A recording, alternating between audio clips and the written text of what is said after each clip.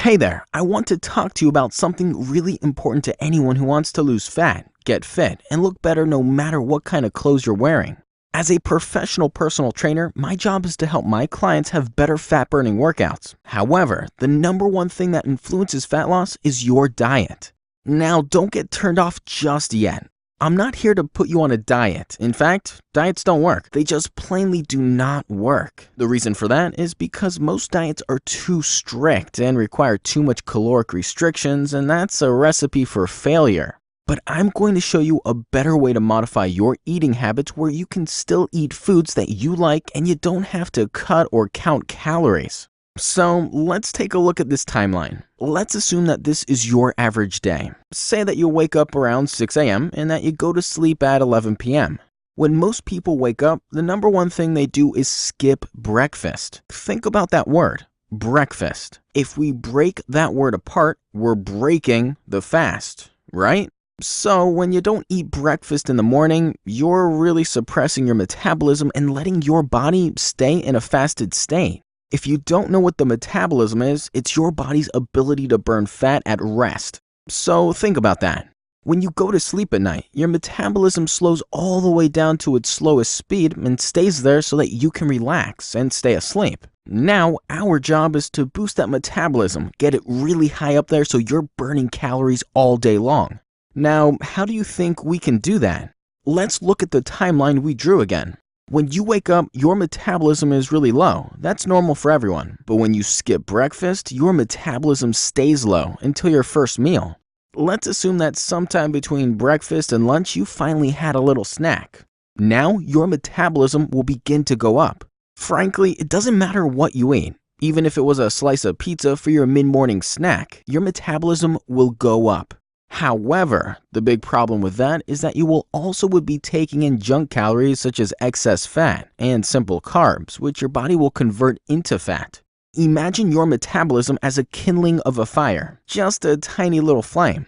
And when you first eat something, it's like adding wood and paper into the fire. The fire, in this case, your metabolism begins to grow, and that's a good thing. Here's the weird thing. No matter what you eat, your metabolism is going to increase. The problem is that most people don't really eat the right things, and that's what our job is, to teach you what to eat and when to eat them so you never have to worry about your diet. In fact, we focus on creating meal plans based on the types of foods you like and already eat. Each time you eat, your metabolism goes up for about a couple of hours, and then one of two things happen next. One, it will either come crashing down if you had food that was processed, high in carbs or sugar, and that's why most people get their after-lunch sleepy crash. Or two, it will slowly creep back down, ideally just in time for you to eat something healthy again to boost it right back up. And that's the secret to maintaining a high metabolism all day long. Eating smaller portions of healthy versions of the foods that you already like more often throughout the day. By doing this, you're going to maintain a higher metabolism all day long, without the dreaded crash. But if you stick to only eating 2 meals a day like most Americans, then you're really causing two problems for yourself. First, you're telling your body to store more of what you're eating as fat by making it think there's a famine or food shortage. Plus, by only eating once or twice a day, you're forcing your metabolism to get slow and stay slow. And that's never a good thing when you want to burn more fat. Here's proof that eating healthier foods in smaller portions more frequently helps keep you lean and tone. Think about what animals do all day long in the wild. They're either chasing or being chased, right? That's the equivalent to your workouts. And other animals graze, smaller amounts of food all day long. Think about this. Have you ever seen an overweight zebra, giraffe, or gazelle? That's because they're grazing all day long and they're active, just like you will be when you join my fitness training program. Now, let me explain something to you here and now.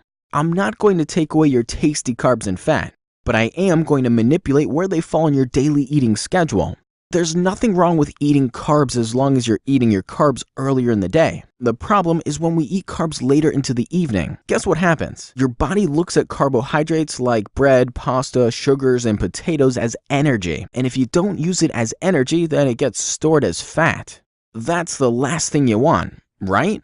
So if you're eating carbs late into the day, I'm guessing you're probably not going to go to the gym and work out at 11 p.m., right?